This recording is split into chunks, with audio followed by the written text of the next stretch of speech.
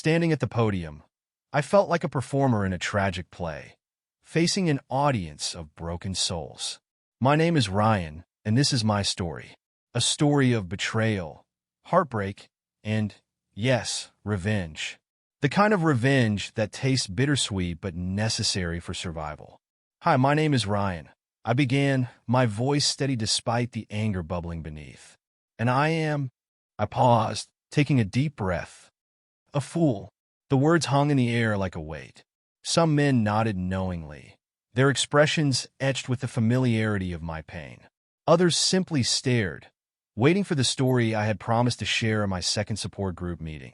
I wasn't always this way. I wasn't always the man you see before you, trying to manage his rage and put the pieces of his life back together. Once, I was a husband who believed in love, in loyalty, in happily ever afters. The room was silent, save for the occasional shuffle of feet or clearing of throats. They were hooked. It all started with a phone call, I said, gripping the edges of the podium. The kind of call that changes everything. 2 weeks earlier, I was what some might call a man of routine.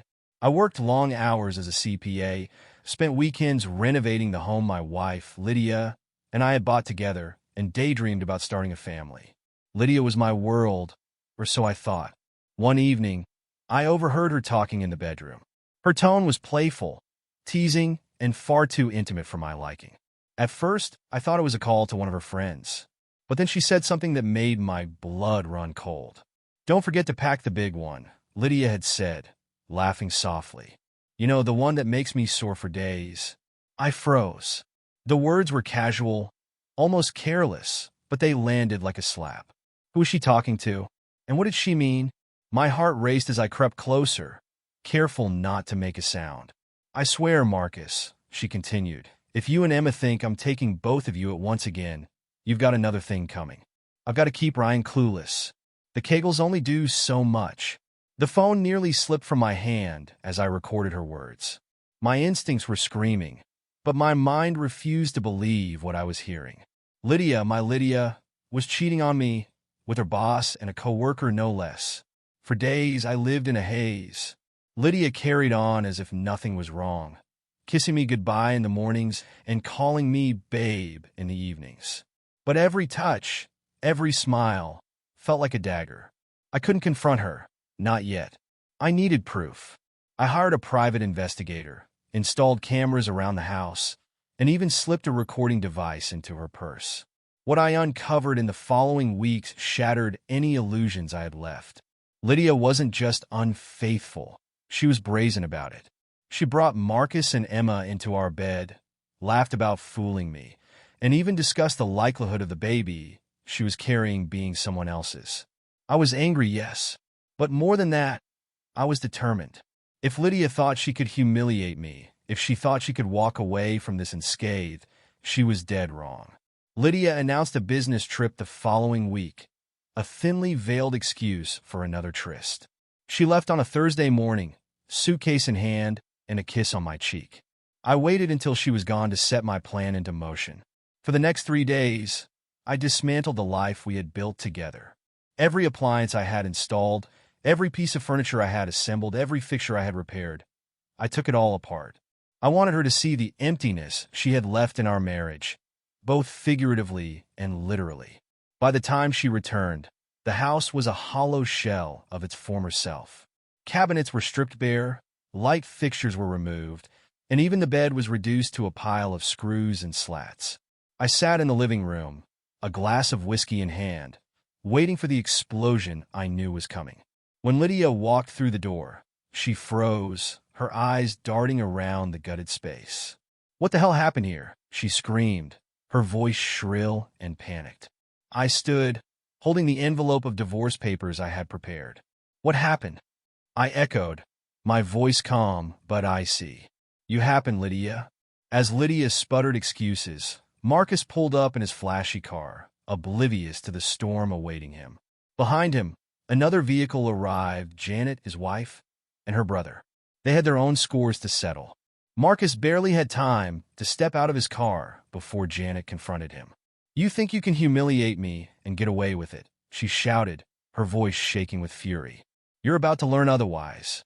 What followed was a whirlwind of accusations, threats, and revelations. I stayed silent, letting the chaos unfold. Lydia turned to me, begging for forgiveness, but my mind was made up. The woman I loved was gone, replaced by someone I no longer recognized. The scene outside the house was chaotic. Lydia's screams, Marcus's defensive blustering, and Janet's venomous accusations created a storm of voices that could likely be heard by half the neighborhood. My brother Nick stood beside me, arms crossed, a faint smirk playing on his lips. "You going to step in?" he asked, his tone teasing. I shook my head. "Not yet. Let them dig their own graves a little deeper." Lydia had moved from anger to desperation, her hands clutching the envelope of divorce papers I had handed her. "Ryan, please, can we talk about this? This isn't what you think it is." "Oh, it's exactly what I think it is," I said, my voice sharp enough to cut steel. I took a step closer, lowering my voice, so only she could hear. "You think I didn't hear you? Didn't record you? Every lie, every betrayal, it's all documented. You didn't even try to hide it." Her face drained of color, but she quickly masked her fear with indignation. "You don't understand." "No, Lydia, you don't understand," I interrupted. "You destroyed this marriage the moment you decided I wasn't enough for you. The moment you invited him." I nodded toward Marcus and her into our bed. "And now? Now you're going to deal with the consequences." As the police arrived to de-escalate the situation, a familiar screech of tires drew everyone's attention. Janet's car pulled into the driveway, its trunk packed with belongings. Her brother, Brett, emerged from the passenger side, holding his phone up like a trophy. "Doug's going to love this," Brett announced with a grin. Marcus froze. "What the hell is that supposed to mean?" Janet turned to him with a wicked smile. "It means you've got a surprise waiting at home. You should have answered my calls, Marcus. Maybe then you'd have been warned." Confusion turned to panic as Marcus fumbled for his phone, pulling it out to see the barrage of unread messages. Whatever he saw turned his face ashen. "Janet, what did you do?" he croaked. "What you deserved," she spat. I didn't know the specifics yet, but I could guess. Janet had taken a page out of my book, or maybe out of someone's revenge manual, and made sure Marcus would never forget the cost of his infidelity. Lydia's family arrived shortly after, her father looking tired and resigned. He avoided my gaze as he helped her pack the last of her things, his movements mechanical. He had always been kind to me, but blood ties ran deeper than loyalty to a son-in-law. "Ryan," he said quietly as we stood by the doorway, watching Lydia carry a box of clothes to the car. "I'm sorry it came to this." "I wish," he trailed off, shaking his head. "Me too," I replied, though the words felt hollow. There was nothing left to wish for. Inside, the house was stripped bare, a physical reflection of the emptiness I felt. But as I stood in the silence, I realized something. I wasn't just tearing apart the life we had built. I was rebuilding mine. Weeks passed, and the chaos began to settle into a strange sort of normalcy. Lydia had moved back in with her parents, though I heard rumors she was trying to win Marcus over as her next great love. Marcus, on the other hand, was too busy dealing with his own fallout. Janet's revenge had been as creative as it was devastating. His beloved Mustang, the car he treated like his firstborn child, had been dismantled piece by piece and laid out in his driveway. The story had gone viral, of course. The image of Marcus wailing over the remains of his car had been shared thousands of times, accompanied by the perfect soundtrack, Mustang Sally. As for me, I was rebuilding. The house, which my brother had helped me buy back at auction, was slowly coming back to life. Each day of repairs felt like therapy, the physical labor grounding me in a way that conversations with a therapist never could. And through it all, I found myself stronger, sharper, and more determined than ever to move forward. The legal battles were messy, as expected. Lydia's lawyer tried to argue that my actions in dismantling the house had been malicious, but the judges saw through it. Everything was intact, ready to be resold or reassembled, and my detailed records made it clear that I hadn't destroyed a thing. The divorce was finalized in a way that left Lydia with little more than her half of the joint savings and the clothes on her back. She had hoped to keep the house, but my brother's purchase at auction ended that dream. Marcus fared even worse.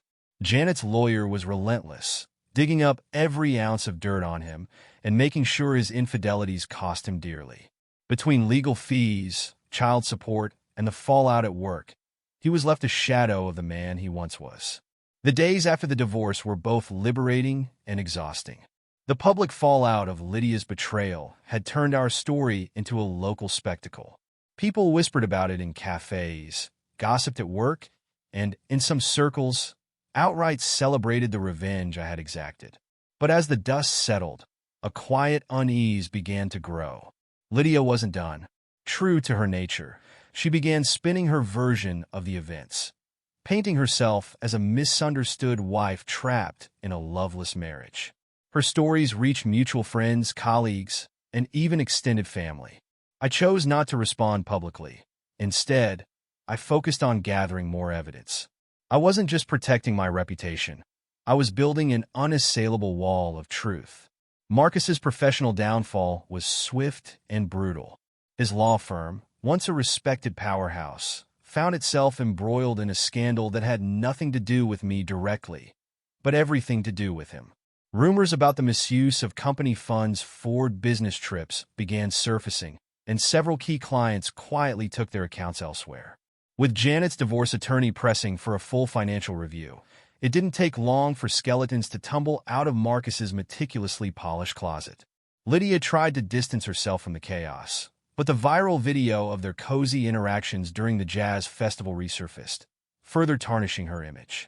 The irony of her trying to salvage her reputation while being ostracized by Marcus's crumbling circle of influence wasn't lost on me. Just as I thought the storm was subsiding, a surprise twist came from an unlikely ally, June, Marcus's other mistress. While her own marriage was hanging by a thread, June reached out to me. "Ryan," she said over the phone, her voice trembling. I need to tell you something." Her confession detailed a level of manipulation I hadn't fully grasped. Lydia and Marcus had orchestrated far more than casual affairs. They had used their power dynamics at work to influence and control others, June included. "They made me feel like I owed them," she admitted. "But I'm done. I want to help you if you're still planning to fight back." Armed with June's testimony and additional records she provided, I filed an official grievance against Marcus's firm. Lydia's name, once again, was tied to the scandal, not as an instigator, but as a willing participant. The fallout was spectacular. Marcus's firm issued a public statement distancing itself from him and immediately launched its own internal investigation. Lydia's employment was terminated, her aspirations of climbing the corporate ladder shattered. I knew Lydia would retaliate. She always did. But the satisfaction of watching her world crumble outweighed any potential backlash. Months later, I found myself standing in the house that once felt like a dream. The walls were freshly painted, the appliances reinstalled, and the air felt lighter, cleaner. Nick came by one afternoon, carrying a case of beer. "You know," he said, cracking one open, "you've come a long way." I nodded, taking a sip from my own bottle. "It's been hell, but I think I'm finally seeing the other side." "And Lydia?" I shrugged. "She's someone else's problem now." We laughed, but the truth was, I hadn't heard from Lydia in weeks. She had disappeared into her parents' shadow, her attempts to claw her way back into my life thwarted at every turn. The silence Lydia left behind was a gift, one I used to rebuild not just my house, but my sense of self. I reconnected with friends, pursued hobbies I had long abandoned, and started freelancing as an accountant while building my own client base. Life wasn't perfect, but it was mine again, and as I stood in the backyard one evening, watching the sun dip below the horizon, I realized something profound. Revenge might have been the spark that lit the fire, but it was hope that kept it burning. The quiet didn't last.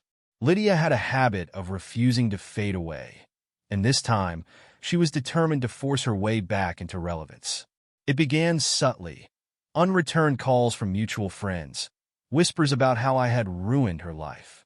But then came the direct confrontation. She showed up at my house one evening, unannounced and uninvited. "Ryan," she said, her voice strained with desperation, "can we talk?" I stood in the doorway, arms crossed. "You mean now?" After months of silence, her face twisted into something between a pout and a glare. I know I've made mistakes, but you've punished me enough. This exile, it's too much. I want to make things right." Her words didn't sway me, but her presence reignited old wounds. "You think you can waltz back in here and erase everything? That I'd forget the lies, the betrayal, the humiliation?" "I was lost," she cried, her voice breaking. "I didn't know what I wanted, but I've realized it was always you." The anger that simmered beneath the surface boiled over. "Don't you dare. You wanted Marcus. You wanted a thrill. You wanted to play with people's lives, Lydia. And now you're here because you've run out of options." The conversation ended with her leaving in a storm of tears and anger. But it wasn't the last time she tried to re-enter my life. Around this time, June reached out again. Her attempts at reconciliation with her husband had failed, and she was eager to distance herself from Lydia and Marcus. "They're still scheming," she warned me one afternoon over coffee. "Marcus wants revenge for what you and Janet did to him, and Lydia's helping him." "How?" I asked, genuinely curious. "They're trying to paint you as the unstable one. Marcus has been hinting to his old clients that you're dangerous, and Lydia's feeding into it with her sob story." Her revelation solidified my resolve. If they thought they could twist the narrative, I'd make sure the truth was impossible to ignore. With June's help, I gathered every piece of evidence I could. Recordings, financial inconsistencies, and even snippets of gossip from Marcus's former coworkers. Then, I went public. The first step was an interview with a local journalist who had been following the story of my dismantled life. I handed over the flash drives I'd created, along with a timeline of events that painted Lydia and Marcus for what they truly were: manipulators and opportunists. The article that followed was a bombshell. It recounted Lydia's betrayal, Marcus's workplace scandals, and the lengths I'd gone to reclaim my life. Public opinion shifted sharply in my favor, and for the first time in months, I felt like I was winning. Lydia, predictably, didn't take the exposure well. She showed up again, this time with a lawyer. "This slander needs to stop," her attorney said, sliding a cease and desist letter across the table. I smirked, pulling out my own folder of documentation. It's not slander if it's true, and I'd be happy to present all of this in court.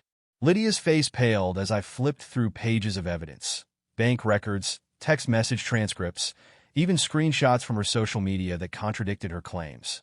Her lawyer, clearly sensing the futility, leaned back in his chair. "Perhaps we should revisit this when emotions aren't so high."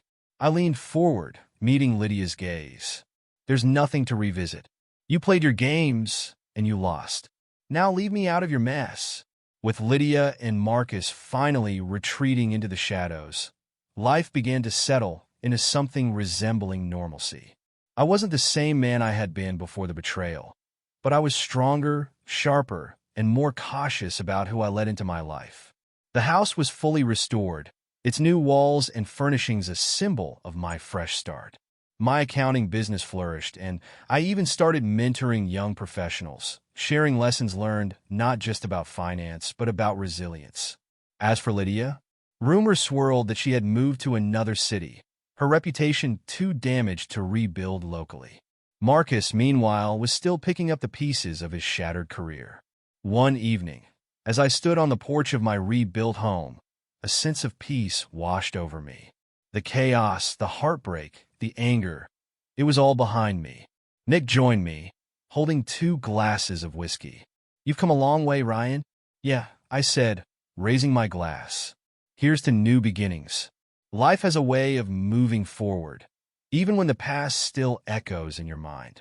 I spent my days engrossed in work, growing my accounting firm from a small, one-man operation to a trusted business with steady clients. Nights were often quieter, a mix of reflection and cautious optimism about the future. But healing wasn't linear. Memories of Lydia, her laugh, the way she once looked at me as if I were her entire world, crept into my mind when I least expected it. Anger would rise, but so would sadness, a reminder of the trust that had been shattered. I started seeing a therapist again, not out of obligation, but because I wanted to fully untangle the knots Lydia had left behind. Dr. Halvorsen was a no-nonsense woman in her 50s with piercing eyes that saw straight through any deflection. "You don't have to forgive her to move on," she said during one session. But you do need to stop letting her live rent-free in your head. Months after Lydia's last attempt to stir trouble, I received a surprise visitor, Janet. She arrived unannounced, dressed sharply, but with a weary look that hinted at the battles she was still fighting. "I thought you might want an update," she said, stepping inside. We sat at the kitchen table, the room filled with the faint scent of coffee and fresh paint. "Marcus is done," she began, her tone matter-of-fact. "The firm officially severed ties with him. He's been blacklisted from half the city. And the best part? His beloved Mustang is still in storage, piece by piece." I chuckled, raising an eyebrow. "And what about you?" Her expression softened. "I'm moving forward, like you.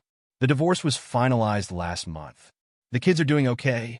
And honestly, I've never felt freer. There was a moment of shared understanding between us, a bond formed not from love, but from survival." Janet's visit marked the beginning of a tentative friendship. We weren't kindred spirits, but we shared an unspoken camaraderie as two people who had weathered the same storm. Through her, I learned more about the depths of Marcus and Lydia's deceit, the ways they had manipulated people to serve their desires. It was sobering, but also cathartic, to piece together the puzzle of how I had been so thoroughly betrayed. But Janet's presence also served as a reminder that life could go on, that it was possible to rebuild, to find meaning again in the aftermath of destruction. Just when I thought Lydia was truly out of my life, she resurfaced in the form of a legal notice. She was suing me for defamation, claiming that my interview and the subsequent public fallout had caused emotional distress and damaged her career prospects. My lawyer, a sharp and relentless woman named Carmen, laughed when I showed her the paperwork. "She's grasping at straws," Carmen said, flipping through the pages. "We'll crush this before it even gets to court." And crush it we did. Carmen filed a countersuit for harassment, citing Lydia's continued attempts to interfere in my life. By the time it was over, Lydia had not only lost her case but was also ordered to pay my legal fees. It was a small victory, but it felt monumental. As the year came to a close, I found myself at a holiday party hosted by Nick and his wife. Surrounded by friends and family, I felt a warmth I hadn't experienced in a long time, a sense of belonging that had been missing since my life was turned upside down. It was there that I met someone new. Her name was Elena, and she was nothing like Lydia. Where Lydia had been bold and commanding, Elena was soft-spoken and genuine, with a quiet strength that drew me in. We talked for hours that night, about everything and nothing. For the first time in what felt like forever, I let my guard down. Building something new with Elena wasn't easy. I was cautious, maybe even paranoid, constantly looking for signs that history might repeat itself. One evening, as we sat on the porch watching the stars, she turned to me and said, "You don't have to tell me everything, Ryan. But if you're going to keep looking over your shoulder, it's going to be hard to see what's right in front of you." Her words hit me like a brick. She wasn't pressuring me for answers or demanding that I forget the past. She was simply asking for a chance to be something better. The final chapter of Lydia's involvement in my life came in the form of an unexpected phone call. "Ryan." Her voice was hesitant, almost timid. I wanted to say I'm sorry. For everything." For a moment, I didn't know how to respond. Apologies from Lydia had always been rare and insincere, but this one felt different. "I'm not saying this to fix anything," she continued. "I just needed you to know." I took a deep breath, letting her words settle. "Thank you," I said finally. "But it doesn't change anything. I hope you find peace, Lydia. But I've already found mine." By the time spring rolled around, life was brighter, fuller. The house was finished, the business was thriving, and Elena was becoming a steady presence in my life. One evening, as we walked through the city park, she slipped her hand into mine. "Do you think you'll ever look back and regret what happened?" she asked. I thought for a moment before shaking my head. "No. It's part of my story, but it's not the whole story. The best parts are still ahead, and for the first time in years, I truly believed it." Elena and I grew closer, but my scars from Lydia's betrayal had left deep marks. I knew it wasn't fair to let the past dictate the present, but trust felt like a fragile thing, a flickering flame in the wind. One evening, As we sat on the couch watching a movie, I caught myself distracted by my own thoughts. Elena noticed. "Ryan," she said softly, "you're holding something back. You can tell me?" I hesitated, my instinct to protect myself warring with the desire to let her in. "It's not you," I finally said. "It's me.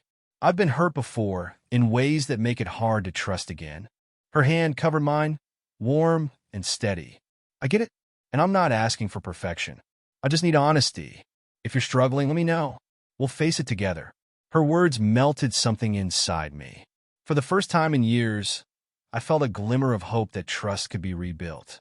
Just when life seemed to be moving forward, Lydia made one last attempt to insert herself into my world. She showed up unannounced at my office, her appearance disheveled and her demeanor frantic. "Ryan, I need your help," she blurted out, her voice tinged with desperation. I stared at her, incredulous. "What makes you think I'd help you after everything you've done?" She wrung her hands, pacing the room. "I know I don't deserve it, but I'm in trouble. Marcus, he's threatening me. He says if I don't help him rebuild his reputation, he'll expose things I did during our marriage. Like the truth." I asked coldly. She flinched. "Please, Ryan, I don't have anyone else to turn to." I took a deep breath, my anger at her tempered by a faint flicker of pity. "I'll tell you this much. Marcus can't hurt me anymore. And he sure as hell isn't my problem. Or yours if you choose to stand up to him." Her face crumpled, but I held firm. "This is your mess, Lydia. Clean it up yourself." Lydia's warning about Marcus wasn't entirely hollow. Not long after her visit, rumors began circulating about his plans to publish a tell-all memoir, painting himself as the victim of both Janet's and mine revenge schemes. But Marcus underestimated the power of the truth. The backlash was immediate, with former clients and colleagues publicly discrediting his claims.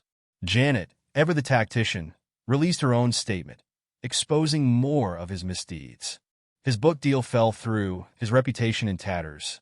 By the time it was over, Marcus had become a cautionary tale, his name synonymous with hubris and self-destruction. While Marcus faded into irrelevance, my relationship with Elena blossomed. She had an uncanny ability to see through my defenses, to find the person I was beneath the layers of pain and anger. One afternoon, as we worked together in my home office, she casually asked, "What do you want next, Ryan? Beyond work, beyond the house. What's your dream?" The question caught me off guard. I had been so focused on survival, on rebuilding, that I hadn't considered what came after.